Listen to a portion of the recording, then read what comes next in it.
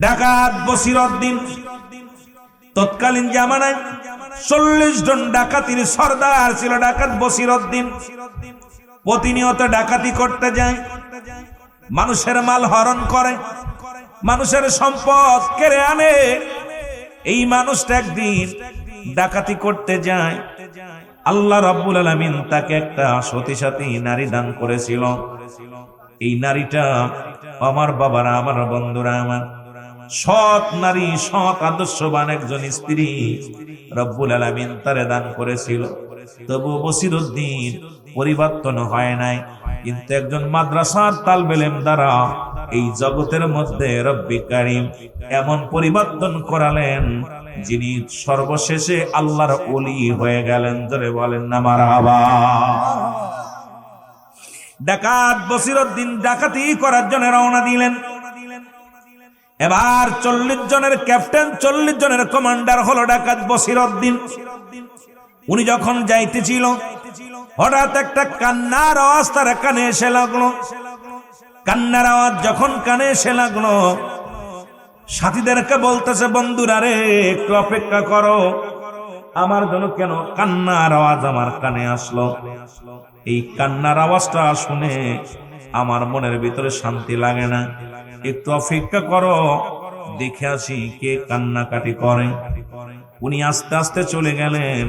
যা দেখে রে মুসলমান, একটা আড়ালে দাঁড়ায়া একটা কোরআনের পাখি, মাদ্রাসার ছাত্র তালবে ইলম, উনি বসে বসে চোখের পানি গুলো সেরে সেরে কান্দে। জোরে জোরে বলো আল্লাহু আকবার। চোখের পানি সেরে সেরে কান্দে, ডাকতে বলে, মালিক,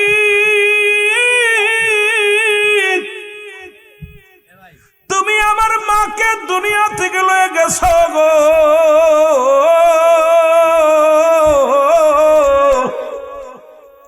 তুমি আমার বাবাকে নিয়ে গেছো গো। আল্লাহ, আমি পৃথিবীর মধ্যে বড় এতিম, এই পৃথিবীর মধ্যে আমার মা নাই, আমার বাবা নাই। এই দুনিয়ার মধ্যে আমি কেমনে তোমার কোরআনটাকে মুখস্থ করব, কেমনে তোমার কিতাব পড়ব? কারণ আমি তো গরিব মানুষ। এই কিতাব যে আমি পড়ব, কিতাব যে আমি মুখস্থ করব, খোদা তোমার বিধান, তোমার কোরআনটাকে অত্যন্ত ভালোবাসি, কিন্তু গরিব হওয়ার কারণে তেলও কিনতে পারি না, পড়ালেখাও করতে পারি না রে আমার আল্লাহ। আল্লাহ, আমার নসিবে বুঝি কোরআনের পাখি হওয়া সম্ভব হবে না, আমার নসিবে বুঝি হাফেজ হওয়া সম্ভব হবে না। রব্বি কারীম,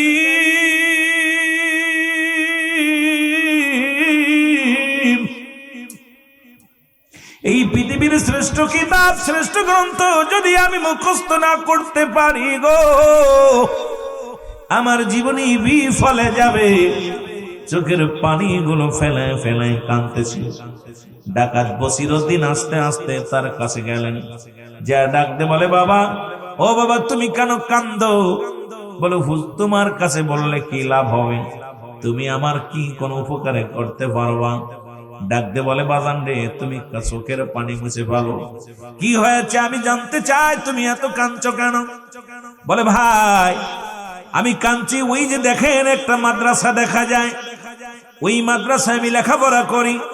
আমার অন্যান্য বন্ধুরা সবাই সবক পড়তেছে, রাত্রে রাত জেগে জেগে কুরআনুল কারীম মুখস্থ করে, কোরআনের বাণী গুলো, তার আয়াতগুলো পড়ে।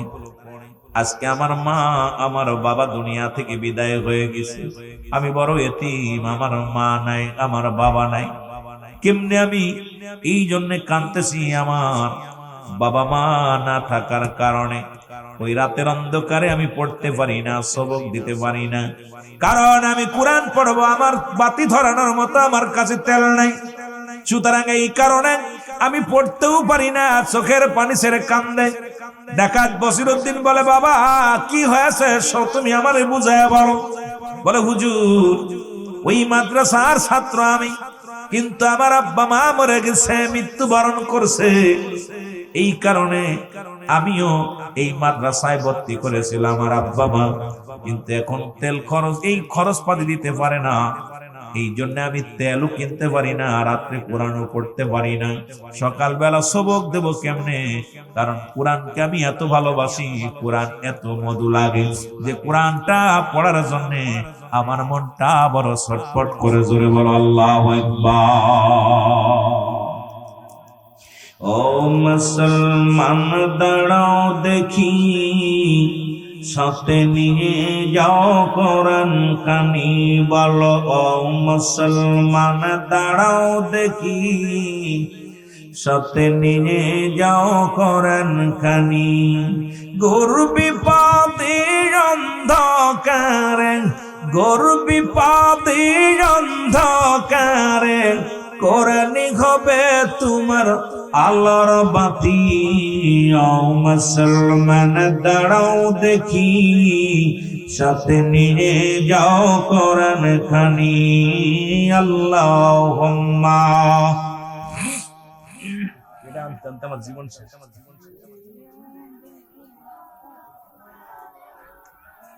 এই ফ্যানটা দেওয়ার মতো পরিবেশ নাই। আর আমি একটু করতে করতে জীবন শেষ হয়ে গেল, আপনি একটু একটু করতেছেন। ওয়ালা আলি সাইয়্যিদিনা, আরো জোরে বলেন আল্লাহুম্মা সাল্লি। এ ভাই দুরূদ শরীফ পড়া ভুলে গেলেন না আপনারা ফ্যানের সাথে? ওয়ালা আলি সাইয়্যিদিনা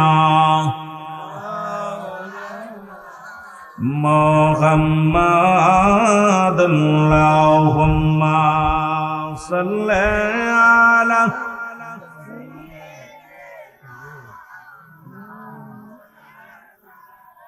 ওয়ালা আলি সাইয়্যিদিনা।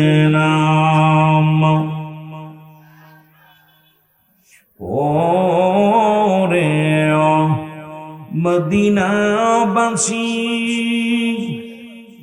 ও ভাই তোরা কত বড় ভাগ্যবান,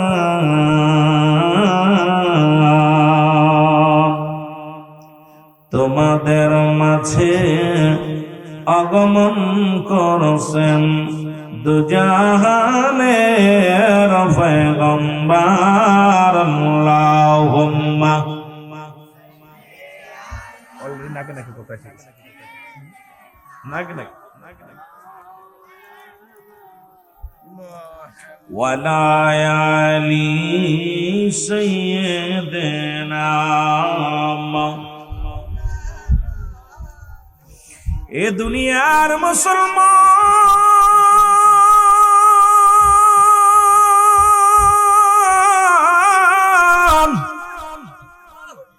ডাকাত বসিরউদ্দিন ডাক দে বলে, বালক শোনো গো, তোমার দুনিয়ার মধ্যে মা নাই, তোমার বাবা নাই।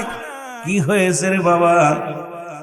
আজ থেকে তুমি মনে করতে পারো আমি তোমার বাবার সমতুল্য। বাবারে, তুমি কোরআনকে এত ভালোবাসো, তুমি কোরআন পড়ার জন্য চোখের পানি ফেলো। ও বালক আয়, কোরআনকে তুমি এত মায়া করো, কোরআনের প্রতি এত শ্রদ্ধা তোমার। আমি ডাকাত মানুষ, আমি গুন্ডা মানুষ, কিন্তু তুমি মাদ্রাসাকে এত ভালোবাসো, কোরআনকে তো ভালোবাসো। এ বালক শোনো, তোমার এই কোরআন পড়ার জন্য একটু অপেক্ষা করো, এখানে দাঁড়িয়ে থাকো, আমি আসতেছি। চলে গেছেন দৌড়াইতে দৌড়াইতে। ডাকাত বসিরউদ্দিন রাত গভীরে যাইয়া বাজারে যাইয়া দোকানদারকে ডাক উঠাইলেন। দোকানদার সাহেব ওঠো। দোকানদার সাহেব উঠলেন, ওঠা পর ডাক দে বলে, ডাকাত বসিরউদ্দিনকে দেখে থরথর করে কাঁপন শুরু করে দিলেন, থরথর করে কাঁপন শুরু করে দিলেন। দোকানদার বলে, ভাই ডাকাত বসিরউদ্দিন, আপনাকে আমি চিনতে পেরেছি, এত রাত্রে আমাকে ডাকলেন কেন? বলে, চলো দোকানদার, দোকান খুলতে হবে। দোকান গেলেন, দোকানে যা বলে, আমাকে এক জের তেল দাও। বলে, ভাই তেলটা চাও?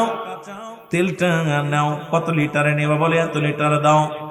বলে, তেলের দাম কত? বলে, দাম লাগবে না, আপনি তেলটা নিয়ে যান। আমি বিনা টাকায় তোমার তেল নিতে পারবো না, কারণ তুমি গতকালকে 10 মিনিট আগেও যে বসিরকে চিনছো, এখন সেই বসির আর বসির নাই। তোমার তেলের দামটা কত বলো? বলো হুজুর টাকা লাগবে না, আমি আপনাকে চিনছি, কারণ আপনি যে 40 জন ডাকাতের কমান্ডার লিডার, সুতরাং আপনার কাছ থেকে টাকা নিয়ে আমি কি মরবো হুজুর, আমার টাকা লাগবে না। ডাকাত বসির কয় বলো এই নাও টাকা নাও, কত টাকা নিবা, টাকা নাও। টাকাগুলো নিলেন। এবার বলে তেলের পিপটা যেটা আমার মাথায় তুলে দাও।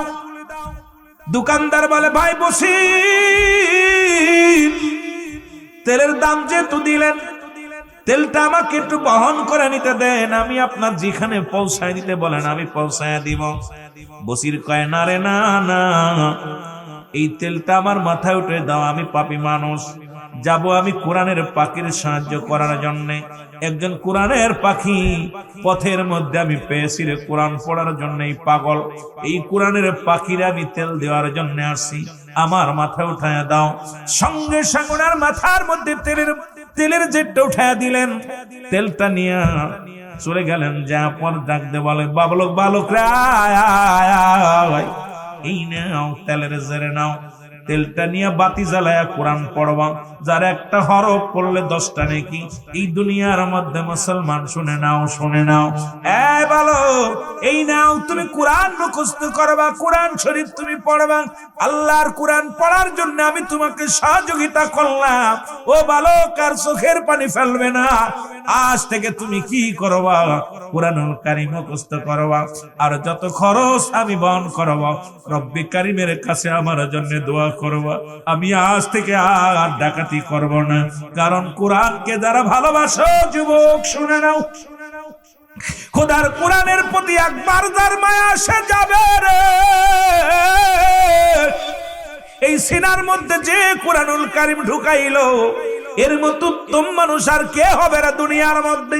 আমার বাজানেরা, এই কোরআনের পাখি হাত উঠায় কান্দার বলে রব্বে কারীম, আমাকে যিনি কোরআন পড়ার জন্য সহযোগিতা করলেন, আল্লাহর কোরআন তোমার বিধান, আল্লাহ তোমার কিতাব পড়ার জন্য এই দুনিয়ার মধ্যে যে লোকটা আমাকে সহযোগিতা করলো, এই পৃথিবীর মধ্যে তাকে তুমি একজন আল্লাহর ওলি বানায়া দিও।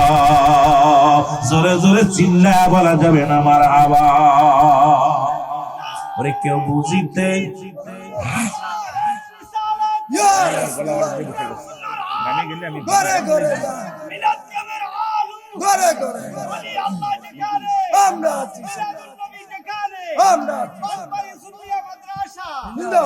কেউ বুঝিতে পারে না রে আমার আল্লাহ তাআলার খেলা। বলেন কেউ বুঝিতে পারে না রে মাবুদ মওলার খেলা। বলেন কেউ বুঝিতে মাবুদ মওলার খেলা।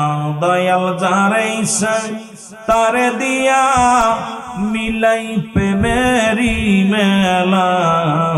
কেউ বুঝিতে পারে না রে আমার আল্লাহ তাআলার খেলা।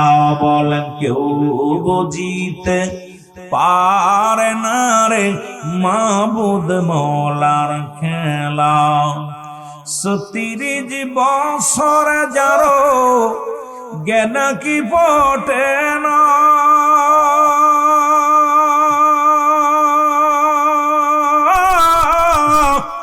৬ মাসের কালের আবার পাই যে ১৬ আনারে দয়াল, পাই যে ১৬ আনা। দয়াল যারে ইচ্ছা তারে দিয়া মিলাই প্রেমেরি মেলা। কেউ বুঝিতে পারে না রে আমার আল্লাহ তাআলার খেলা। বলেন কেউ বুঝিতে পারে না রে আমার মাবুদ মওলার খেলা। আরে জোর করিয়া বুঝতে গেলে তার ঘটে মরণ জ্বালা। কেউ বুঝিতে পারে না রে মাবুদ মওলার খেলা। আল্লাহুম্মা আলা এ জোরে জোরে বলেন ওয়ালা আলি সাইয়্যিদিনা। এ দুনিয়ার মুসলমান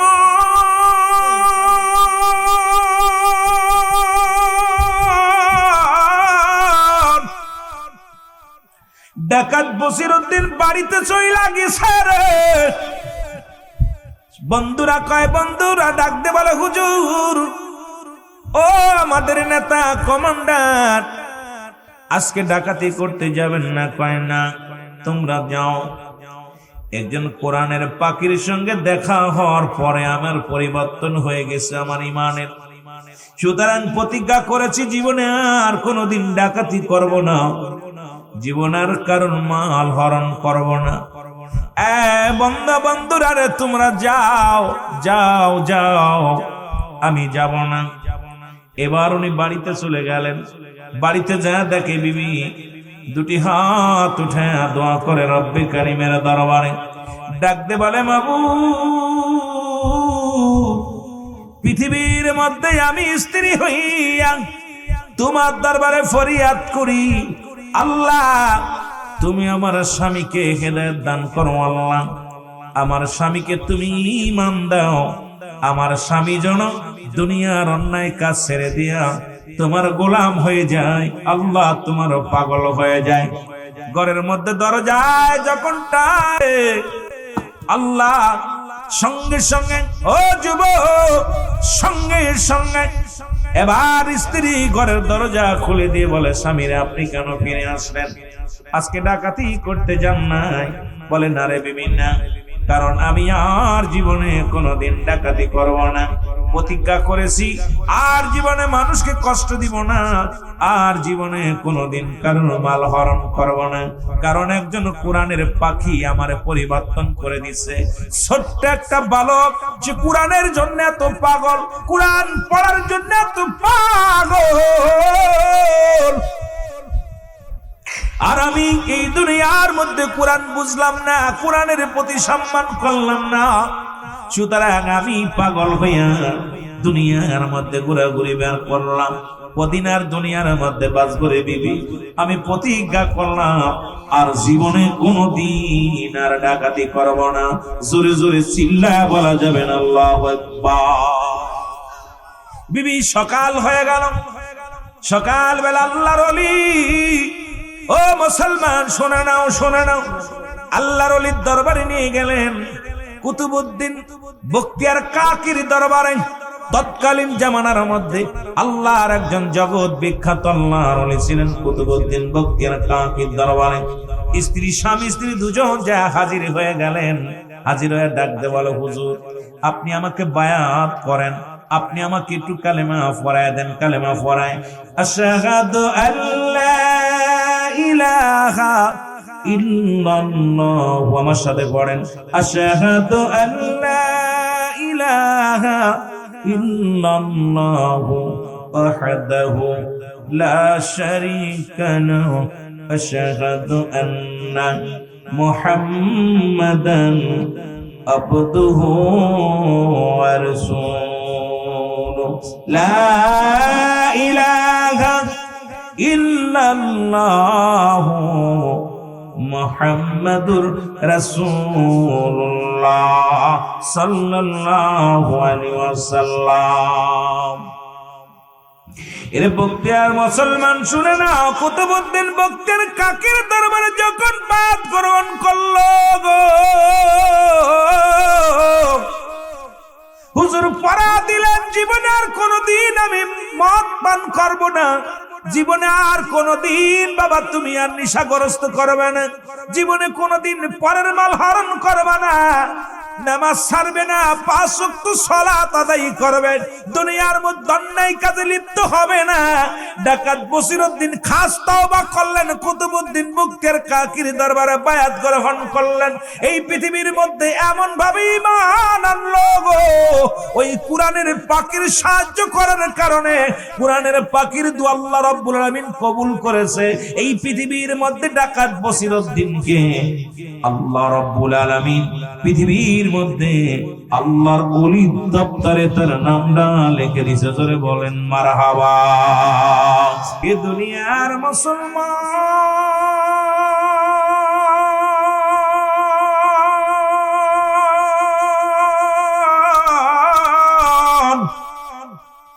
আল্লাহ রাব্বুল আলামিন রিয়াজুল জান্নাহ বেহেশতের বাগান, এই জান্নাতের বাগান আসার মতো বসার মতো সুযোগ দান করল।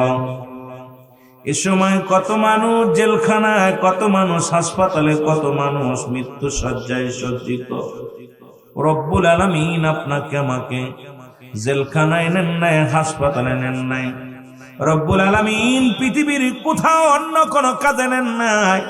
সুন্দর পরিবেশ রিয়াজুল জান্নাহ বেহেশতের বাগানে বসার মতো সুযোগ দান করল। রাসূলুল্লাহর ঘর হলো মসজিদ, মুসলমান মাদ্রাসা।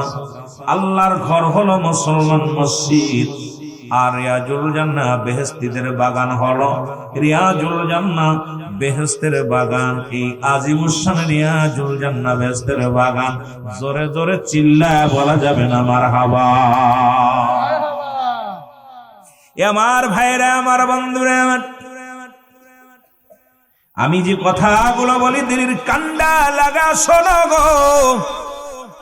পৃথিবীর মধ্যে একমাত্র কিতাব কুরআনুল কারীম, যার কোনো ভুল নাই, যার কোনো তুলনা নাই। পৃথিবীর মধ্যে যত কিতাব রব্বে কারীম, এই পৃথিবীর মধ্যে যে মানুষের দ্বারা যে কিতাবগুলো লেখা হলো, রব্বে কারীমের পাঠানো কিতাব, আসমানি কিতাবের মধ্যে সর্বশ্রেষ্ঠ কিতাব মানব জাতির জন্য। আমি মনে করি মুসলমান যখনই বলে মানব জাতির জন্য কোরআন, আমার তখন একটু মনে মনে কেন যেন একটু ভালো লাগে না। কেন লাগে না? এর মধ্যে বুঝতে কোনো বাকি নাই। কারণ বর্তমান যুগে অসংখ্য ওলামায়ে কেরাম এই কোরআনের ভুল ধরার জন্য, কোরআনকে মুসলমান কোরআনের ভুল ধরার জন্য, কোরআনকে ভুল ব্যাখ্যা দিয়া কোরআনকে পৃথিবী থেকে মানুষের মাঝে, এ মুসলমান মানুষের মাঝে এটাকে ভুল ধরানোর জন্য কিছু উলামা কেরাম উঠে পড়ে লাগছে। আমার আল্লাহ বলেন কোরআনুল কারীমের মধ্যে, যালিকাল কিতাবু লা রাইবা ফীহি, জোরে জোরে চিল্লায় বলা যাবে না মারহাবা। আল্লাহ বলেন এটা সেই কিতাব যার মধ্যে কোনো সন্দেহ নাই। এটা সেই কিতাব যে কিতাব রব্বে কারীম পাঠাইলো। এ মুসলমান শোনে নাও, যে কিতাবের মধ্যে কোনো ভুল নাই, যে কিতাবের মধ্যে কোনো মুসলমান একটা জবরের ভুল নাই, জেরের ভুল নাই, একটা নুক্তার ভুল নাই, যে কিতাবের মধ্যে একটা সূরা লেখার জন্য বছরকে বছর, মাসকে মাস যারা সংখ্যা মুসলমান লেখার জন্য অমুসলিমেরা, ইহুদি খ্রিস্টানেরা, কাফেরেরা চিন্তা সারা বছর ভরে চিন্তা গবেষণা করেও কোরআনের ছোট্ট একটা সূরা লিখতে পারে নাই। কারণ এটা মানুষের দান না, মানুষের লেখা নাই। এই কিতাবটা স্বয়ং রব্বে কারীমের পাঠানো। এই জন্য আল্লাহ বলেন এই কিতাবটা কাদের জন্য? আল্লাহ বলেন হুদাল লিল মুত্তাকিন, একমাত্র হেদায়েত প্রাপ্ত বান্দাদের জন্য আল কোরআন। আমি মনে করি এই জন্য মানুষের মধ্যে যারা আছে, এই মানুষের মধ্যে একমাত্র হেদায়েত প্রাপ্ত বান্দা যারা এই কোরআনের প্রতি সম্মান করে, তারা কোরআনের বিধান মানে, তারা কোরআনের আইন মানে, তারা কোরআনকে ভালোবাসে, তারা সেই কোরআনের একটা মাদ্রাসা বর্তমান মুসলমান গভীর মনোযোগ।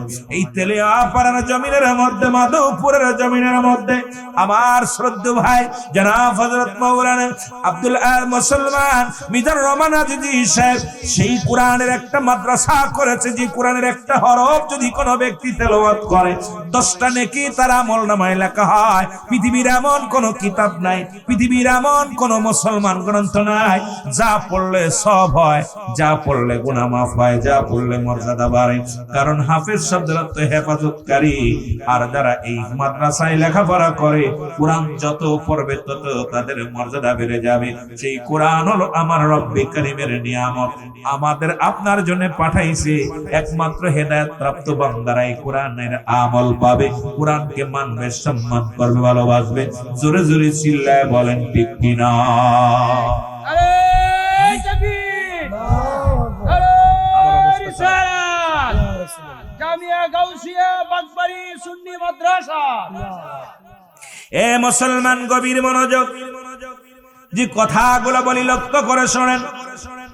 এই কোরআনের হাফেজদেরকে ভালোবাসলে, কোরআনের পাখিদেরকে ভালোবাসলে তার কত দাম, তার কত মর্যাদা, তার কত বড় মর্যাদা শুনে তিনি বলবেন। এই পৃথিবীর মধ্যে একজন দুর্দাস্য ডাকাত, যিনি কোরআনের পাখিদেরকে ভালোবাসার কারণে এই জগৎ বিখ্যাত একজন আল্লাহর ওলি হয়ে গেলেন। তিনার নাম হলো ডাকাত বসিরউদ্দিন। জোরে জোরে চিল্লায় বলেন মারহাবা। একটু জোরে চিল্লায় বলো মারহাবা। নাম কি? ডাকাত বসিরউদ্দিন। এ আমার ছাত্র ভাইরা, এ আমার গার্জিয়ান ভাইরা, খুব লক্ষ্য করে শুনবেন। আমি আলোচনার ময়দানে আমি চাচ্ছি কোরআনের মর্যাদা, কোরআন সম্পর্কে একটু কথা বলার পরই, হাফেজদের বিষয়ে কথা বলার পরই সময় পেলে আমি অন্যদিকে আলোচনা যাব। নাম হলো ডাকাত বসিরউদ্দিন। নাম কি? ডাকাত বসিরউদ্দিন। তৎকালীন জামানায় 40 জন ডাকাতির সর্দার ছিল ডাকাত বসিরউদ্দিন। প্রতিনিয়ত ডাকাতি করতে যায়, মানুষের মাল হরণ করে, মানুষের সম্পদ কেড়ে আনে। এই মানুষটা একদিন ডাকাতি করতে যায়। আল্লাহ রাব্বুল আলামিন তাকে একটা সতী সাথী নারী দান করেছিল। এই নারীটা আমার বাবারা, আমার বন্ধুরা, আমার সৎ নারী, সৎ আদর্শবান একজন স্ত্রী রব্বুল আলামিন তারে দান করেছিল। তবু বসিরউদ্দিন পরিবর্তন হয় নাই। কিন্তু একজন মাদ্রাসার তালবে ইলম দ্বারা এই জগতের মধ্যে রব্বি কারীম এমন পরিবর্তন করালেন, যিনি সর্বশেষে আল্লাহর ওলি হয়ে গেলেন। জোরে বলেন না মারহাবা। ডাকাত বসিরউদ্দিন ডাকাতি করার জন্য রওনা দিলেন। এবার 40 জনের ক্যাপ্টেন, 40 জনের কমান্ডার হলো ডাকাত বসিরউদ্দিন। উনি যখন যাইতেছিল, হঠাৎ একটা কান্নার আওয়াজ তার কানে এসে লাগলো। কান্নার আওয়াজ যখন কানে এসে লাগলো, সাথীদেরকে বলতেছে, বন্ধুরা রে, একটু অপেক্ষা করো, আমার জন্য কেন কান্নার আওয়াজ আমার কানে আসলো? এই কান্নার আওয়াজটা শুনে আমার মনের ভিতরে শান্তি লাগে না। একটু অপেক্ষা করো, দেখে আসি কে কান্নাকাটি করে। উনি আস্তে আস্তে চলে গেলেন। যা দেখে রে মুসলমান, একটা আড়ালে দাঁড়ায়া একটা কোরআনের পাখি, মাদ্রাসার ছাত্র তালবে ইলম, উনি বসে বসে চোখের পানি এগুলো সেরে সেরে কান্দে। জোরে জোরে বলো আল্লাহু আকবার। চোখের পানি সেরে সেরে কান্দে, ডাকতে বলে, মালিক,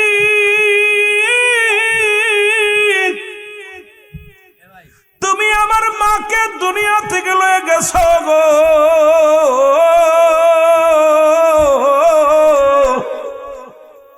তুমি আমার বাবাকে নিয়ে গেছো গো। আল্লাহ, আমি পৃথিবীর মধ্যে বড় এতিম। এই পৃথিবীর মধ্যে আমার মা নাই, আমার বাবা নাই। এই দুনিয়ার মধ্যে আমি কেমনে তোমার কোরআনটাকে মুখস্থ করব, কেমনে তোমার কিতাব পড়ব? কারণ আমি তো গরিব মানুষ। এই কিতাব যে আমি পড়ব, কিতাব যে আমি মুখস্থ করব, খোদা তোমার বিধান, তোমার কোরআনটাকে অত্যন্ত ভালোবাসি, কিন্তু গরিব হওয়ার কারণে তেলও কিনতে পারি না, পড়ালেখাও করতে পারি না রে আমার আল্লাহ। আল্লাহ, আমার নসিবে বুঝি কোরআনের পাখি হওয়া সম্ভব হবে না, আমার নসিবে বুঝি হাফেজ হওয়া সম্ভব হবে না। রব্বি কারীম,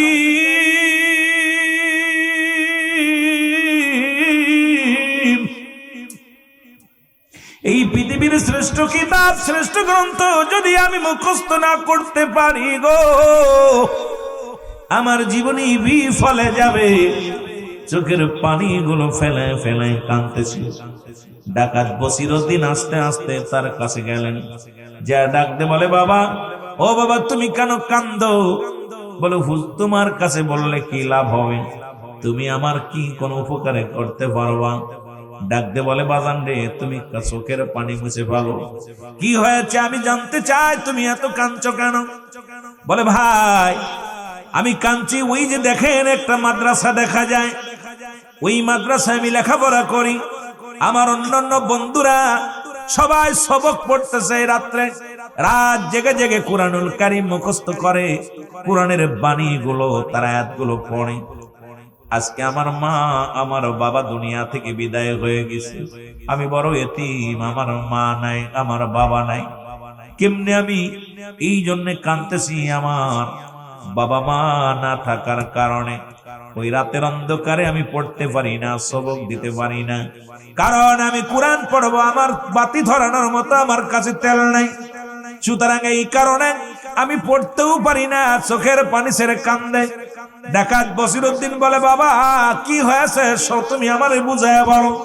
বলে, হুজুর ওই মাদ্রাসার ছাত্র আমি, কিন্তু আমার আব্বা মা মরে গেছে, মৃত্যুবরণ করছে, এই কারণে আমিও এই মাদ্রাসায় ভর্তি করেছিলাম আমার আব্বা মা, কিন্তু এখন তেল খরচ, এই খরচ পাতি দিতে পারে না, এই জন্য আমি তেলও কিনতে পারি না, রাত্রে কোরআনও পড়তে পারি না, সকালবেলা সবক দেব কেমনে, কারণ কোরআনকে আমি এত ভালোবাসি, কোরআন এত মধু লাগে যে কোরআনটা পড়ার জন্য আমার মনটা বড় ছটফট করে। জোরে বলো আল্লাহু আকবার। ও মুসলমান দাঁড়াও দেখি, সাথে নিয়ে যাও কোরআন কানি। বলো ও মুসলমান দাঁড়াও দেখি, সাথে নিয়ে যাও কোরআন কানি। ঘোর বিপদে অন্ধকারে, ঘোর বিপদে অন্ধকারে কোরআনই হবে তোমার আলোর বাতি। ও মুসলমান দাঁড়াও দেখি, সাথে নিয়ে যাও কোরআন খানি। আল্লাহুম্মা, এটা আনতে আমার জীবন শেষ।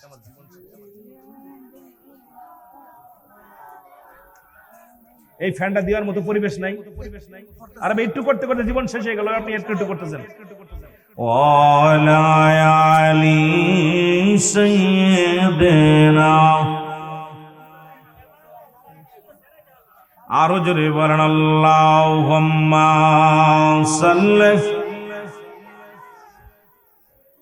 এ ভাই দুরূদ শরীফ পড়া ভুলে গেলেন না আপনারা ফ্যানের সাথে?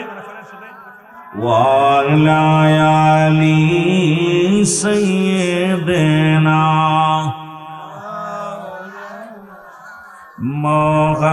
মুহাম্মাদ, আল্লাহুম্মা সাল্লি আলা।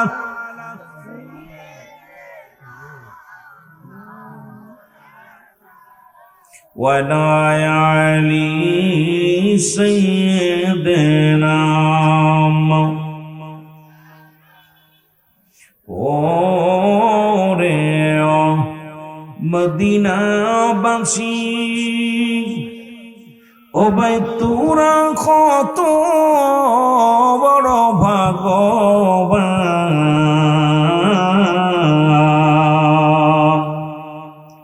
তোমাদের মাঝে আগমন করছেন দুজাহানের পয়গম্বর। আল্লাহুম্মা, অলরেডি নাকে নাকে কথা আছে, নাকে নাকে। ওয়ালা আলী সাইয়্যিদিনা। এ দুনিয়ার মুসলমান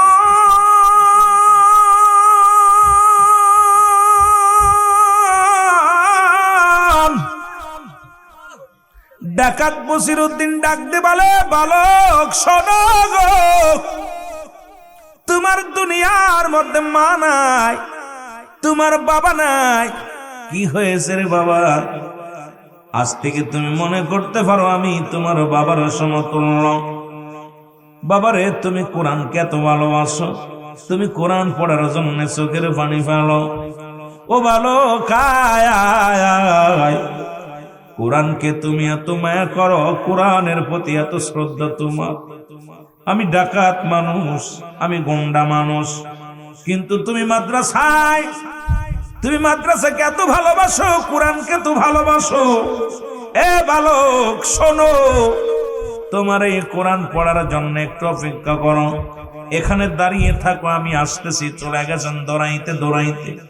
ডাকাত বসিরউদ্দিন রাত গভীরে যাইয়া বাজারে যাইয়া দোকানদারকে ডাক দিয়ে উঠাইলেন। দোকানদার সাহেব ওঠো। দোকানদার সাহেব উঠলেন, ওঠা পর ডাক দিয়ে বলে, ডাকাত বসিরউদ্দিনকে দেখে থরথর করে কাঁপন শুরু করে দিলেন, থরথর করে কাঁপন শুরু করে দিলেন। দোকানদার বলে, ভাই ডাকাত বসিরউদ্দিন, আপনাকে আমি চিনতে পেরেছি, এত রাত্রে আমাকে ডাকলেন কেন? বলে, চলো দোকানদার, দোকান খুলতে হবে। দোকান গেলেন, দোকানে যা বলে, আমাকে এক জের তেল দাও। বলে, ভাই তেলটা চাও? তেলটা নাও। কত লিটারে নেবা? বলে, এত লিটার দাও। বলে, তেলের দাম কত? বলে, দাম লাগবে না, আপনি তেলটা নিয়ে যান। ভাই, আমি বিনা টাকায় তোমার তেল নিতে পারবো না, কারণ তুমি গতকালকে 10 মিনিট আগেও যে বসিরকে চিনছ, এখন সেই বসির আর বসির নাই। তোমার তেলের দামটা কত বলো? বলে, হুজুর টাকা লাগবে না, আমি আপনাকে চিনছি, কারণ আপনি যে 40 জন ডাকাতের কমান্ডার লিডার, সুতরাং আপনার কাছ থেকে টাকা নিয়ে আমি কি মরবো হুজুর, আমার টাকা লাগবে না। ডাকাত বসির কয়, বলো এই নাও টাকা নাও। কত টাকা নিবা? টাকা নাও। টাকাগুলো নিলেন। এবার বলে, তেলের পিপটা যেটা আমার মাথায় তুলে দাও। দোকানদার বলে, ভাই বসির, তেলের দাম যেহেতু দিলেন, তেলটা আমাকে একটু বহন করে নিতে দেন, আমি আপনার যেখানে পৌঁছায় দিতে বলেন আমি পৌঁছায় দিব। বসির কয়, না রে না না, এই তেলটা আমার মাথায় উঠে দাও, আমি পাপী মানুষ, যাব আমি কোরআনের পাখির সাহায্য করার জন্য। একজন কোরআনের পাখি পথের মধ্যে আমি পেয়েছি রে, কোরআন পড়ার জন্য। এই পাগল, এই কোরআনের পাখির আমি তেল দেওয়ার জন্য আসছি, আমার মাথায় উঠায় দাও। সঙ্গে সঙ্গে ওনার মাথার মধ্যে তেলের জেটটা উঠায় দিলেন। তেলটা নিয়ে চলে গেলেন। যা পর ডাক দে বলে, বালক রে, এই নাও তেলের জেরে নাও। তেলটা নিয়ে বাতি জ্বালায়া কোরআন পড়বা, যার একটা হরফ পড়লে 10টা নেকি। এই দুনিয়ার মধ্যে মুসলমান শুনে নাও, এ বলো, এই নাও, তুমি কোরআন মুখস্থ করবা, কোরআন শরীফ তুমি পড়বা। আল্লাহর কোরআন পড়ার জন্য আমি তোমাকে সহযোগিতা করলাম। ও বালক, আর চোখের পানি ফেলবে না। আজ থেকে তুমি কি করবা? কোরআনুল কারীম মুখস্থ করবা, আর যত খরচ আমি বহন করব, রব্বি কারীমের কাছে আমার জন্য দোয়া করবা। আমি আজ থেকে আর ডাকাতি করব না, কারণ কোরআনকে যারা ভালোবাসো যুবক শুনে নাও, খোদার কোরআনের প্রতি একবার যার মায়া সে যাবে রে। এই সিনার মধ্যে যে কোরআনুল কারীম ঢুকাইলো, এর মতো উত্তম মানুষ আর কে হবে রে দুনিয়ার মধ্যে? আমার বাজানেরা, এই কোরআনের পাখি হাত উঠায় কান্দার বলে, রব্বি কারীম, আমাকে যিনি কোরআন পড়ার জন্য সহযোগিতা করলেন, আল্লাহর কোরআন তোমার বিধান, আল্লাহ তোমার কিতাব পড়ার জন্য এই দুনিয়ার মধ্যে যে লোকটা আমাকে সহযোগিতা করলো, এই পৃথিবীর মধ্যে তাকে তুমি একজন আল্লাহর ওলি বানায়া দিও। জোরে জোরে চিল্লায়া বলা যাবে না মারহাবা। ওরে কেউ বুঝিতে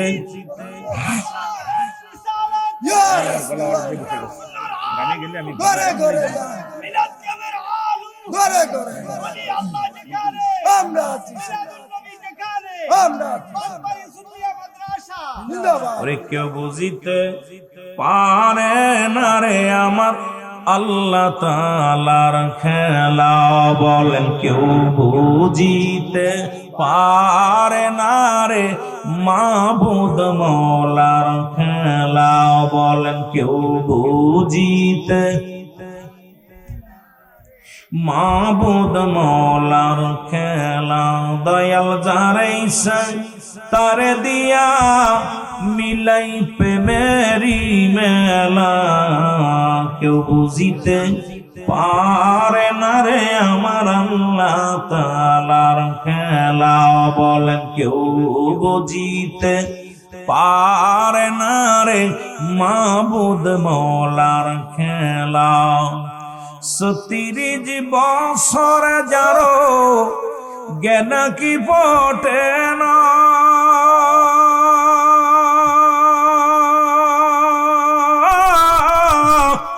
সাই মাসের কালের আবার পাই যে 16 আনারে দয়াল পাই যে 16 আনা দয়াল যারে ইচ্ছা তারে দিয়া মিলাই প্রেমেরি মেলা কেউ বুঝিতে পারে না রে আমার আল্লাহ তাআলার খেলা বলেন কেউ বুঝিতে পারে না রে আমার মাবুদ মওলার খেলা আরে জোর করিয়া বুঝতে গেলে তার ঘটে মরণ জ্বালা কেউ বুঝিতে পারে না রে মাবুদ মওলার খেলা আল্লাহুম্মা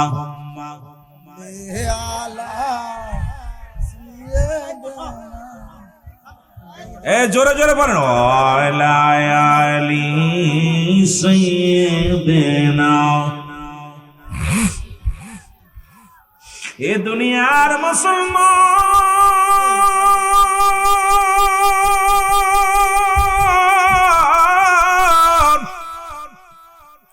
ডাকাত বসিরউদ্দিন বাড়িতে চইলা গেছে রে বন্ধুরা কয় বন্ধুরা ডাক দে বলে হুজুর ও আমাদের নেতা কমান্ডার আজকে ডাকাতি করতে যাবেন না কয় না তোমরা যাও একজন কোরআনের পাখির সঙ্গে দেখা হওয়ার পরে আমার পরিবর্তন হয়ে গেছে আমার ঈমানের সুতরাং প্রতিজ্ঞা করেছি জীবনে আর কোনোদিন ডাকাতি করব না জীবনের কারণ মাল হরণ করব না বন্ধুরা রে তোমরা যাও যাও যাও আমি যাব না এবার উনি বাড়িতে চলে গেলেন বাড়িতে যা দেখে বিবি দুটি হাত উঠে দোয়া করে রব্বে কারিমের দরবারে ডাকতে বলে মাবুদ পৃথিবীর মধ্যে আমি স্ত্রী হইয়া তোমার দরবারে ফরিয়াদ করি আল্লাহ তুমি আমার স্বামীকে হেদায়েত দান করো আল্লাহ আমার স্বামীকে তুমি ঈমান দাও আমার স্বামী যেন দুনিয়ার অন্যায় কাজ ছেড়ে দিয়া তোমার গোলাম হয়ে যায় আল্লাহ তোমার পাগল হয়ে যায় ঘরের মধ্যে দরজায় যখন আল্লাহ সঙ্গে সঙ্গে ও যুবক সঙ্গে সঙ্গে এবার স্ত্রী ঘরের দরজা খুলে দিয়ে বলে স্বামীরে আপনি কেন ফিরে আসলেন আজকে ডাকাতি করতে যান নাই বলে না রে বিবি না কারণ আমি আর জীবনে কোনোদিন ডাকাতি করব না প্রতিজ্ঞা করেছি আর জীবনে মানুষকে কষ্ট দিব না আর জীবনে কোনোদিন কারণ মাল হরণ করব না কারণ একজন কোরআনের পাখি আমারে পরিবর্তন করে দিছে ছোট্ট একটা বালক যে কোরআনের জন্য এত পাগল কোরআন পড়ার জন্য এত পাগল আর আমি এই দুনিয়ার মধ্যে কোরআন বুঝলাম না কোরআনের প্রতি সম্মান করলাম না সুতরাং আমি পাগল হইয়া দুনিয়ার মধ্যে ঘোরাঘুরি বের করলাম কদিন আর দুনিয়ার মধ্যে বাস করে বিবি আমি প্রতিজ্ঞা করলাম আর জীবনে কোনদিন আর ডাকাতি করব না জোরে জোরে চিল্লায় বলা যাবে না আল্লাহু আকবার বিবি সকাল হয়ে গেল সকাল বেলা আল্লাহর ওলি ও মুসলমান শুনে নাও আল্লাহর ওলির দরবারে নিয়ে গেলেন কুতুবউদ্দিন বখতিয়ার কাকির দরবারে তৎকালীন জামানার মধ্যে আল্লাহর একজন জগৎ বিখ্যাত আল্লাহর ওলি ছিলেন কুতুবউদ্দিন বখতিয়ার কাকির দরবারে স্বামী স্ত্রী দুজন যা হাজির হয়ে গেলেন হাজির হয়ে ডাক দে বলে হুজুর আপনি আমাকে বায়াত করেন আপনি আমাকে একটু কালেমা পড়ায় দেন কালেমা পড়ায় আশহাদু আল্লা ইলাহা ইল্লাল্লাহু আমার সাথে পড়েন আশহাদু আল্লা ইলাহা ইল্লাল্লাহু ওয়াহদাহু লা শারীকা লাহু আশহাদু আন্না মুহাম্মাদান আবদুহু ওয়া রাসূলুহু লা ইলাহা ইল্লাল্লাহু মুহাম্মাদুর রাসূলুল্লাহ সাল্লাল্লাহু আলাইহি ওয়াসাল্লাম। এর বক্তিয়ার মুসলমান শুনে না, কুতুবউদ্দিন বক্তিয়ার কাকের দরবারে যখন বায়াত গ্রহণ করলো গো, হুজুর পড়া দিলেন, জীবনে আর কোনদিন আমি মদ পান করব না, জীবনে আর কোনদিন বাবা তুমি আর নেশাগ্রস্ত করবে না, জীবনে কোনদিন পরের মাল হরণ করবে না, নামাজ ছাড়বে না, 5 ওয়াক্ত সালাত আদায় করবে, দুনিয়ার মধ্যে অন্যায় কাজে লিপ্ত হবে না। ডাকাত বসিরউদ্দিন খাস তওবা করলেন, কুতুবউদ্দিন বক্তিয়ার কাকির দরবারে বায়াত গ্রহণ করলেন। এই পৃথিবীর মধ্যে এমন ভাবে ঈমান আনলো গো, ওই কোরআনের পাকের সাহায্য করার কারণে কোরআনের পাকের দোয়া আল্লাহ রাব্বুল আলামিন কবুল করেছে।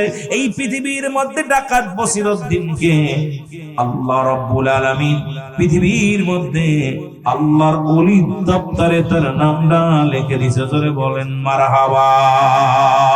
কোরআন শিখাও ছেলে মেয়েদের ওহে মুসলমান, জান কবজের সময় তোমার হইবে রে আসান, বলো জান কবজের সময় তোমার। আরো জোরে জোরে বলেন, কোরআন শিখাও ছেলে মেয়েদের ওহে মুসলমান, জান কবজের সময় তোমার হইবে রে আসান, বলো জান কবজের সময় তোমার। একটা ছেলে আলেম হলে, একটা ছেলে হাফেজ হলে, পড়বে কোরআন মরণ কালে তোমার থেকে সরে যাবে, তোমার থেকে সরে যাবে ইবলিস ও শয়তান। কোরআন শিখাও ছেলে মেয়েদের ওহে মুসলমান, জান কবজের সময় তোমার হইবে রে আসান, বলেন জান কবজের সময় তোমার। আরো জোরে বলেন, কোরআন শিখাও ছেলে মেয়েদের ওহে মুসলমান, কোরআন শিখাও ছেলে মেয়েদের ওহে মুসলমান, জান কবজের সময় তোমার হইবে রে আসান, বলো জান কবজের সময় তোমার। আহা, পৃথিবীর মধ্যে আলেম হইলে লাভ কি? আপনার জন্য ভাগ্য খুলে যাবে, সন্তান চোখের পানি ছেড়ে কাঁদবে। যেমন রাসূল বললেন, সাহাবীরা রে তোমরা কেউ কি কবুলাতের সব পাইতে চাও? সাহাবীরা বলে, ইয়া রাসূলুল্লাহ, ইয়া হাবিবাল্লাহ, কে বানা চাই? রাসূল বললেন, সাহাবীরা রে শোনো, তোমাদের যাদের পিতা মাতা দুনিয়ার মধ্যে জিন্দা আছে, সালাম দিবা বাড়ি যা, আসসালামু আলাইকুম মা, আসসালামু আলাইকুম বাবা, সঙ্গে সঙ্গে তোমার আমল নামায় একটা কবুল হজরের সব লেখা হয়ে যাবে। সাহাবীরা চোখের পানি ছেড়ে কান্দে। রাসূল দেখে সাহাবীদের চোখে পানি। নবীজি বললেন, সাহাবীরা রে তোমরা কেন কান্দো? বলি, ইয়া রাসূলুল্লাহ, ইয়া হাবিবাল্লাহ, আমরা বড় এতিম, ঘরের মধ্যে মাও নাই, ঘরের মধ্যে বাবাও আমাদের নাই। ইয়া রাসূলুল্লাহ, ইয়া হাবিবাল্লাহ, আজকে যদি আমলটা 10 দিন আগে পাইতাম, মারে পাইতাম, 10 দিন আগে যদি পাইতাম, বাবারে পাইতাম। এই দুনিয়ার মধ্যে বাবাও নাই, মাও নাই। আল্লাহ নবী গো, এই তো বড় নিয়ামত আমরা হারাইয়া ফেললাম। আমার নবী বলে, সাহাবীরা রে তোমরাই শুধু এতিম,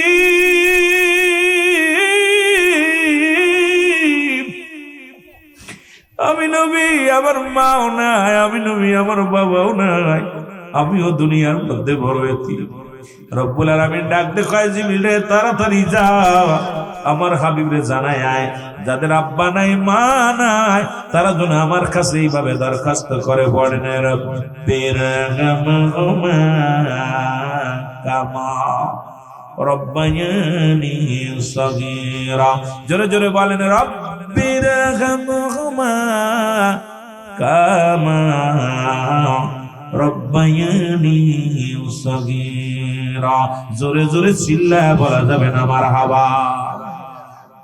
এখন আপনার সন্তান যদি আলেম না হয়, পৃথিবীর মধ্যে সন্তানগুলো আমানত, রব্বুল আলামিন আমানত রাখছে, কিয়ামতের অধিকার করার আপনার এখতিয়ার দেয় নাই।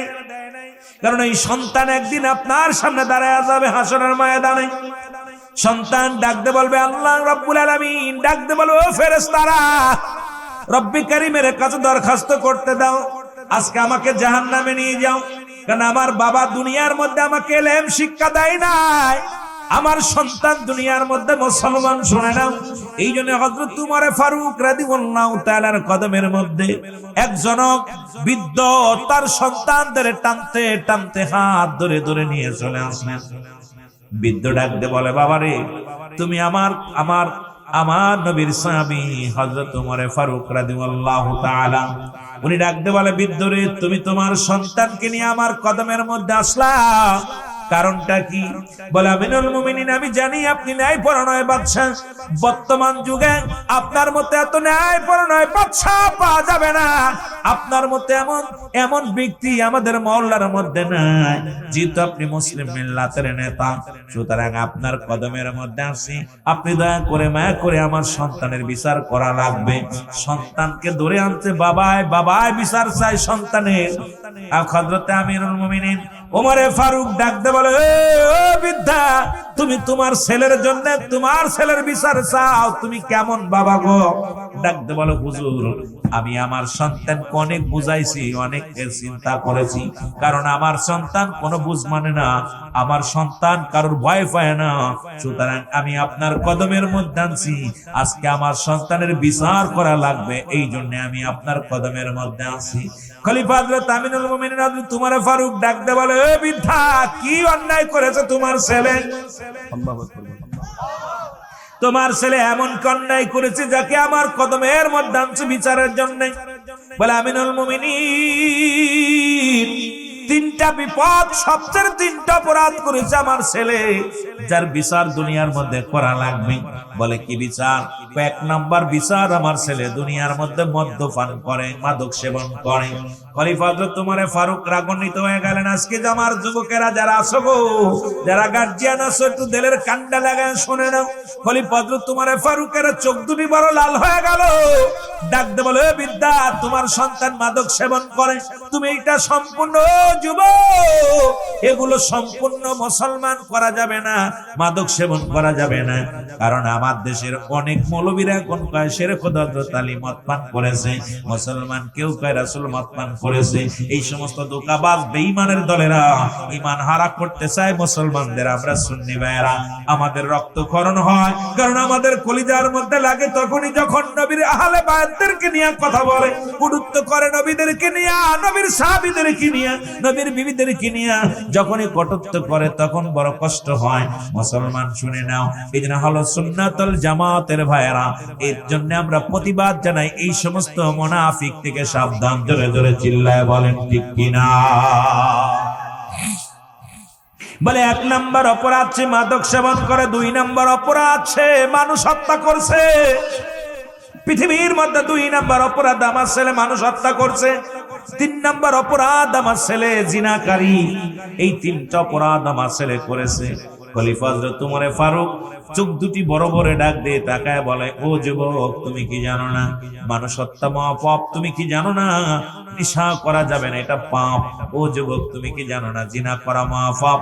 তবে তুমি তোমার অন্যায় করেছো, বিচার হবে দুনিয়ার মধ্যে, কঠোর বিচার হবে। এবার হযরতে খলিফা হযরত আমিনুল মুমিনিন ওমর ফারুক ডাকতে বলে, যুবক, তুমি যে অন্যায় করেছো, দুনিয়ার মধ্যে এত কঠোর শাস্তি, যেহেতু তোমার বাবা আমার কদমের মধ্যে আনছে, তোমাকে তোমার কঠিন বিচার হবে। খলিফা হযরত উমর ফারুক যখন বললেন, বলা পর সঙ্গে সঙ্গে যুবক ডাকতে বলে, হুজুর, বেয়াদবি মাফ করবেন, আমি জানি আপনি ন্যায়পরায়ণ বাদশা, আপনার দরবারে আমি ন্যায় বিচার পাবো। যখন আমার আব্বা জান ভক্তি ফোটা পার বলল খলিফা হযরত উমরের কদমে যেতে হবে, আমি তখন বাধা দিই নাই, সঙ্গে সঙ্গে আপনার কদমের মধ্যে আইছি। হুজুর, আজকে আপনি বিচার করবেন, বিচারে যে রায় হবে রায় মেনে নিলাম। তবে নেওয়ার আগে একটা দাবি, আমার বিচারের আগে আমার বাবার বিচারটা করা লাগবে। জোরে জোরে চিল্লায়া বলা যাবে না আল্লাহু আকবার। সন্তান দুনিয়ার মধ্যে বাবার বিচার চায়, বাবা সন্তানের বিচার চায়। ও যুবক, খলিফা হযরত উমর ফারুক রাদিয়াল্লাহু তাআলা উনি ডাকতে বলেন, যুবকরা তুমি কার বিরুদ্ধে অভিযোগ জানাও? তুমি কি জানো না তোমার বাবা, তুমি তোমার বাবার বিরুদ্ধে অভিযোগ করো? জি হুজুর, আমি আমার বাবার বিরুদ্ধে অভিযোগ করি। খলিফা হযরত উমর ফারুক আরো ক্ষিপ্ত হলেন, সন্তান বাবার বিরুদ্ধে অভিযোগ করেছে। খলিফা হযরত উমর ফারুক রাদিয়াল্লাহু তাআলা আরো কেন যেন ক্ষিপ্ত হয়ে গেলেন, ডাক দিয়ে বলে, বালক রে, তুমি কার বিরুদ্ধে অভিযোগ করো? কার বিরুদ্ধে? তুমি আমার কাছে নালিশ দাও। তুমি কি জানো না ওই পিতা মাতা কত বড় নিয়ামত, পৃথিবীর মধ্যে কত বড় রহমত, কত বড় সম্পদ, তুমি কি জানো না? আরে আমি খত্তাবের বেটা, বাবার আদর পাই নাই, বাবার ভালোবাসা পাই নাই, আর তুমি সেই বাবার বিরুদ্ধে অভিযোগ করো? এই দুনিয়ার মধ্যে গুরুতর অপরাধ করছো, সুতরাং তুমি তোমার বাবার বিরুদ্ধে আনিত অভিযোগ উগ্র করো। এটা তুমি এখন একটু করো, না হলে তোমার বিচার হবে। এবার যুবক ডাকতে বলে, হুজুর আমি যা বলছি সত্য বলেছি, কারণ আপনার কদমের মধ্যে ন্যায় বিচার পাবো, কারণ আমি জানি আপনি ন্যায় পরায়ণ বাদশা, এই জন্য আপনার কাছে আমার বাবার বিরুদ্ধে অভিযোগ করলাম। কয় কি অপরাধ? বলে হুজুর আপনি, আমি যে পাপ করেছি এই পাপের শাস্তি কি আপনি আমারে জানায়া দেন। কয় বাবা, 1 নাম্বার তুমি জিনা করেছো, জিনার শাস্তি পৃথিবীর মধ্যে যদি কোন যুবক, পৃথিবীর মধ্যে যদি কোন যুবক জিনা করে, যুবক দিলের কান্ডা লাগা শোনো, আমার মা বোনেরা শোনো, যদি পৃথিবীর মধ্যে যদি কোন যুবক, কোন যুবতী, যদি অবিবাহিত নারী, অবিবাহিত পুরুষ যদি জিনা করেন, অবিবাহিত নারী, অবিবাহিত পুরুষ যদি জিনা করে, শাস্তির বিধান হলো দুনিয়ার মধ্যে 100 ডোরা তার গায়ের মধ্যে মারতে হবে। যতক্ষণ পর্যন্ত এই 100 ডোরার মধ্যে যদি মারা যায়, মারা গেলে তারে গোসল করাবে, গোসল করে তারে কি করাবে? কাফন করাবে, কাফন পরে তারে দাফন করবে, দাফন করার পর বাকি বেতের আঘাতগুলো কবর উপরে মারতে হবে। এটা ইসলামের বিধান, কোরআনের বিধান। এ যুবক, আজকে সমাজের মধ্যে বিচার নাই, এইগুলো হলো ইসলামের বিধান।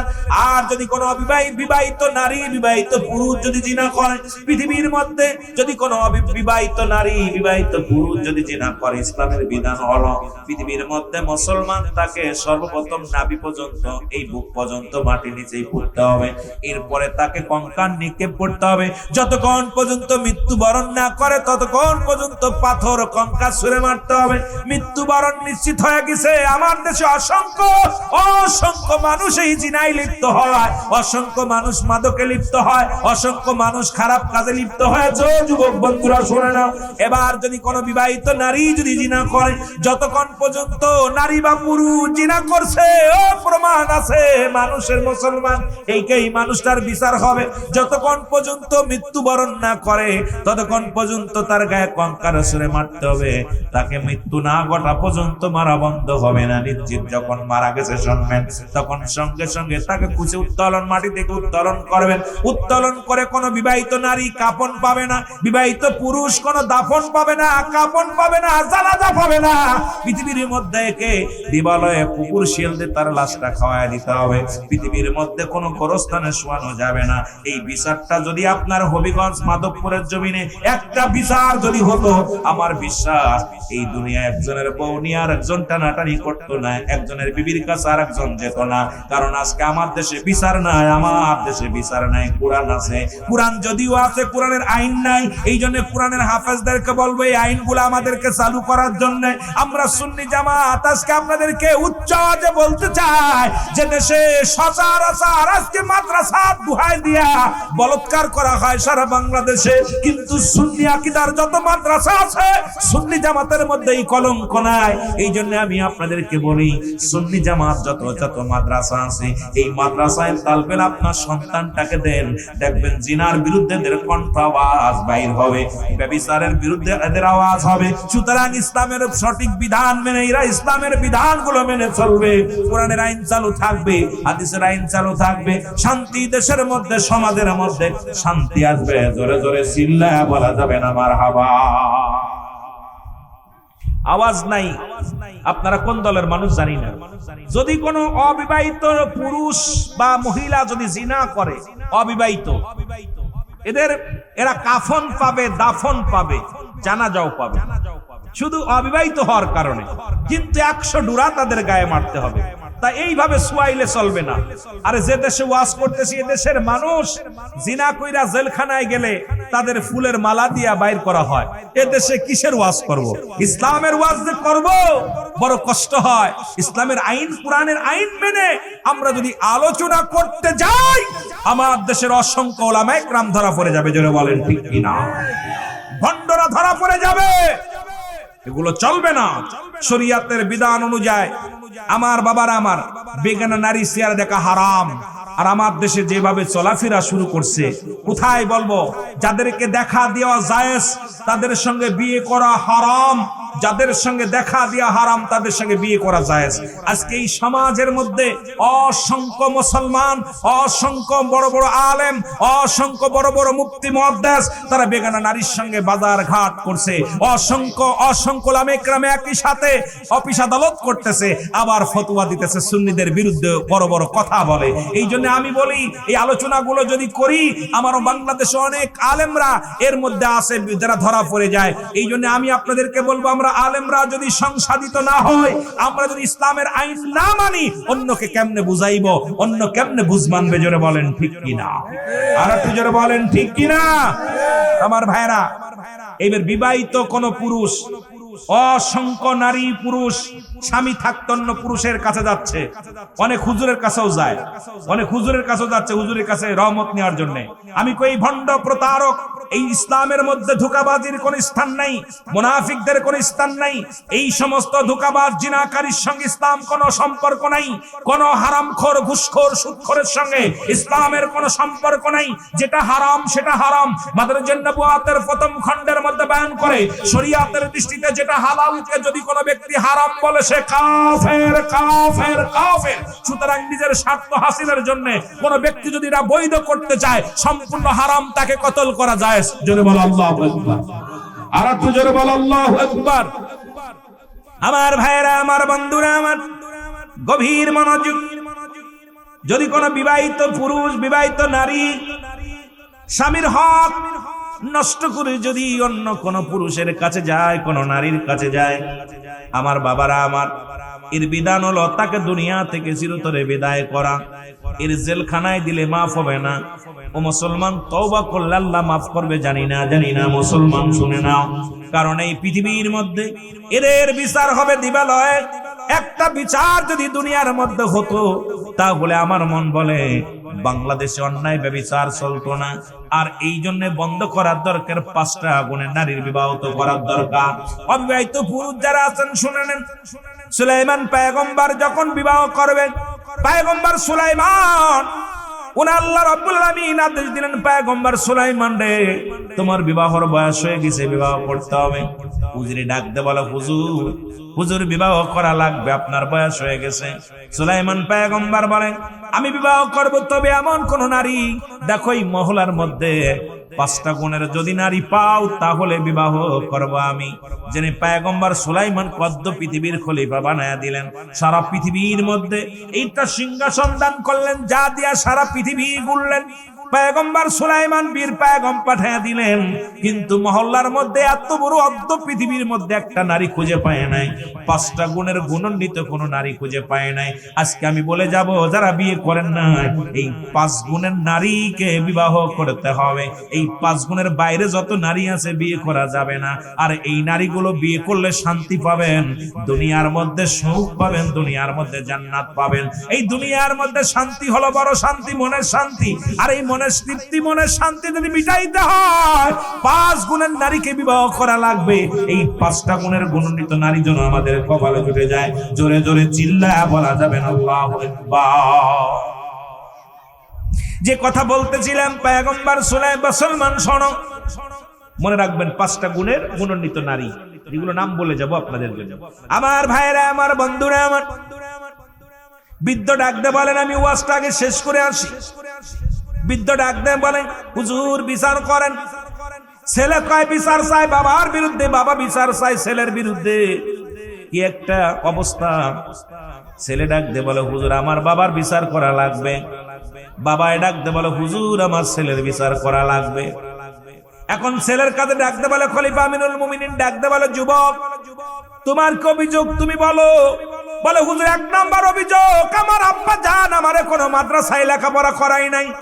ভালো করে শুনেন, আমার আব্বাজান কোনোদিন আমার কোরআনের জ্ঞান শিক্ষা দেয় নাই, পৃথিবীর মধ্যে এমন কোন এলেম আমার শিক্ষা দেয় নাই।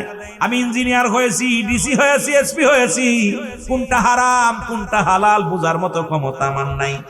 যদি আমার আব্বা মা আমারে কোরআন দিত, ইলমে জ্ঞান, ইলমে হুজুরি, ইলমে হুসুলি যদি তাসাউফের জ্ঞান শিক্ষা দিত, এই দুনিয়ার মধ্যে আমি অন্যায় কাজে লিপ্ত হতাম না। সুতরাং আমার আব্বা মা প্রথম ভুলটা করেছে, এই দুনিয়ার মধ্যে আমারে কোনো ইসলামের জ্ঞান শিক্ষা দেয় নাই। সুতরাং আজকে যারা ইসলামের জ্ঞান না দিয়ে মারা যাবেন, ওই সন্তানের কারণে জাহান্নামে যাবেন আপনি। ওই সন্তান দাবি করবে, আল্লাহ আমি যে ঘুষ খাই এর জন্য আমার আব্বা দায়ী, আমি সুদ খাই এর জন্য আমার মা দায়ী, আমি জিনা করি এর জন্য মা দায়ী, আমি অন্যায় পথে চলি আমার জন্য মা বাবা দায়ী, আমি বেনামাজি এর জন্য মা বাবা দায়ী। কারণ ওই সন্তান তো আপনার কাছে আমানত রাখছে, খেয়ানত করার অধিকার পৃথিবীর মধ্যে আপনাকে দেয়া হয় নাই। সুতরাং আপনি খেয়ানত করবেন, এর জন্য আমানতের খেয়ানতদারি আল্লাহর দরবারে কঠিন বিচারের কাজ করায় দাঁড়াতে হবে। জোরে জোরে চিল্লায়া বলা যাবে না আল্লাহু আকবার।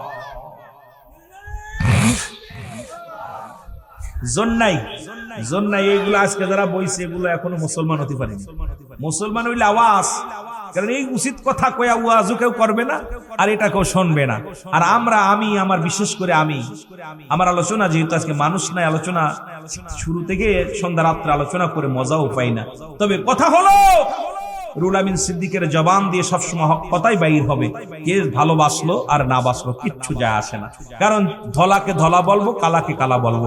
এটাই হলো ইসলামের বিধান, এটাই হলো সুন্নিদের বিধান। কোনো তেল মেরে ওয়াজ করা যাবে না, জোরে বলেন ঠিক কিনা? তেল দিয়া আলোচনা করে মাঠে থাকার নিয়ত নাই। যতদিন আসিবেছে সত্য কথাটা বলতে চাই, তাতে যদি জীবন যায় যাক, কিচ্ছু যায় আসে না। আমার ভাইরা, আমার বন্ধুরা, আমার যে কথাগুলো বলি গভীর মনোযোগ। এবার বললেন, হুজুর এক নম্বর অপরাধ, আমার আব্বা আমারে জ্ঞান দেন নাই, এলেমের জ্ঞান শিক্ষা দেন নাই। আজকে আমরা ডিসিএসপি বানাইতেছি, মন্ত্রী বানাইতেছি, বড় বড় অফিসার বানাইতেছি, হাতে ধরে বলে যে একটা মাত্র দাবি, আপনার সন্তানকে সর্বপ্রথম কোরআনের জ্ঞান শিক্ষা দেন, ওই হারাম হালাল বুঝার মতো ক্ষমতা দেন, তারপরে এসপিডিসি বানান। ওই সন্তান যদি কোরআনের পাখি হয়, ও ছেলে এসপি হতে পারবে, ডিসি হতে পারবে, মন্ত্রী হতে পারবে। ওই ছেলে বড় বিডিআর, সেনাবাহিনী, র‍্যাব যা বানান সব হবে। আগে কোরআনটা ভিতরে ঢুকান, কোরআনটা ভিতরে ঢুকান, যাতে ইনসাফ, নিজের ইনসাফ মতো জীবন যাপন করতে পারে, কোরআনের ইনসাফ মতো জীবন যাপন করতে পারে, পৃথিবীর মধ্যে সঠিক ইসলামের মধ্যে থাকতে পারে। এই জন্য সন্তানকে আগে কোরআনের শিক্ষা দিতে হবে। জোরে বলেন আল্লাহু আকবার। এই কোরআনের শিক্ষা, কোরআনকে আগে ভালোবাসতে হবে। জোরে বলেন মারহাবা। আরো জোরে বলেন আল্লাহু আকবার।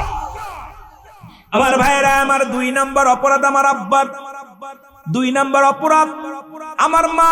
আমি পৃথিবীর মধ্যে আমার মা, পৃথিবীর মধ্যে এমন একজন মাকে বিবাহ করেছে আমার আব্বা, যিনি পর্দার বিধান মানে না।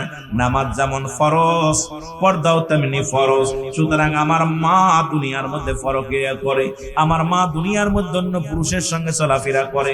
ওই মাধবপুর মার্কেটে যায়, পৃথিবীর মধ্যে আমার মা খোলামেলা সিলেটের শহরে যায়, হবিগঞ্জ শহরে যায়। সুতরাং আমার মা পৃথিবীর মধ্যে বাবার প্রতি মূল্যায়ন নাই, বাবার বাজার পছন্দ হয় না, বাবার কথা তার পছন্দ হয় না, ইচ্ছা মতো চলে। এই জন্য পয়গম্বর সুলাইমানকে রব্বে কারীম জানায়া দেয়, পয়গম্বর সুলাইমান, 5টা গুণে গুণান্বিত দেখে বিয়ে করবা। কয়টা গুণ? 5টা গুণের গুণান্বিত দেখে বিয়ে করবা। তার মধ্যে 1 নাম্বার গুণ আমি আপনাদের জানায়া দিই। এই বসেন, বসেন, দাঁড়ায় থাকবেন না কেউ। 5টা গুণের গুণান্বিত, এখন আমি ছাড়িয়ে দিচ্ছি, আর অল্প একটু পরে দেখবেন। আমি বলতেছিলাম এই 5টা গুণের নারী বিয়া করবেন। কয়টা গুণ? জোরে বলেন কয়টা গুণ? আরো জোরে বলেন কয়টা গুণ? পয়গম্বর সুলাইমান 5টা গুণ। আমার নবীর বাবা বিয়ে করলেন আব্দুল মুত্তালিবের ছেলে আব্দুল্লাহ, বিয়ে করলেন মা আমেনার ভিতরে 5টা গুণ ছিল তৎকালীন জামানার মধ্যে। এই 5টা গুণের গুণান্বিত আমার নবীজির মার ভিতরে ছিল।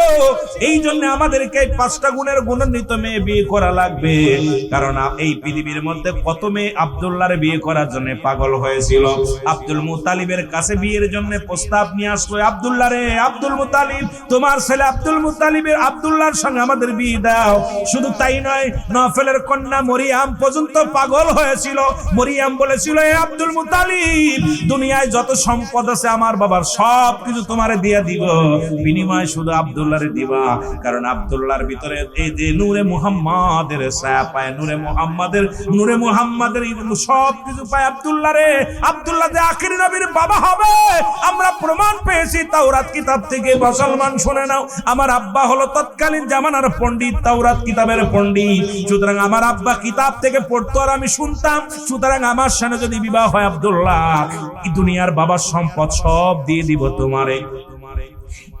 আল্লাহ রাব্বুল আলামিন এল মুসলমান শুনে নাও কি মহিমা। ওই তৎকালীন জামানে একটা মাত্র নারী ছিল যিনি 5 গুণের গুণান্বিত। আমার নবীর বাবা বিয়ে করেছিল সেই 5 গুণের গুণান্বিত নারী। 1 নাম্বার নারী, ভালো করে লিখে নেন, 1 নাম্বার নারী হলো পৃথিবীর মধ্যে আমানত সতীত্বর আমানতদারি। 1 নাম্বার নারী হলো সতীত্বর আমানতদারি। পৃথিবীর মধ্যে তার সতীত্ব বিলিয়ে দেয় নাই। আজকে আমার দেশে খালাতো ভাই, মামাতো ভাই, ফুফাতো ভাই, চাচাতো ভাই সর্বনাশ করে না। যুবক কিসের ওয়াজ শুনবি? কারণ যুবক বয়সী হবে জান্নাতি, যুবক 18 বছরের যুবক, 16 বছরের যুবতী হবে জান্নাতি। সুতরাং এই জীবনটাকে আমাদের নষ্ট করে দিতেছে খালাতো বোন, মামাতো ভাই, খালাতো ভাই, ফুফাতো ভাই। কারণ নিজের আপন চাচাতো ভাইদের দেখা দিয়ে হারাম। এই হারামকে হালাল বলার এখতিয়ার কোন আলেমের নাই। ফুফাতো ভাইয়ের দেখা দিয়ে হারাম, ফুফাতো বোনের সঙ্গে দেখা দিয়ে হারাম, খালাতো বোনের সঙ্গে দেখা দিয়ে হারাম। মুসলমান শুনে নাও, এই বিধান যদি না মেনে চলো, কিসের ওয়াজ নসিহত, কিসের বায়ান, কিসের কোরআন, কিসের হাদিস? কারণ নিজেই সর্বনাশের মূল হলো এগুলো সব পরিহার করতে হবে। জোরে বলেন ঠিক কিনা? খালাতো ভাই, মামাতো ভাই, ফুফাতো ভাই, ফুফাতো বোন, খালাতো বোন সম্পূর্ণ হারাম। এগুলো হারাম। হারামকে হালাল বলার কোন এখতিয়ার নাই। কারণ এগুলো আগে যাচাই বাছাই করতে হবে।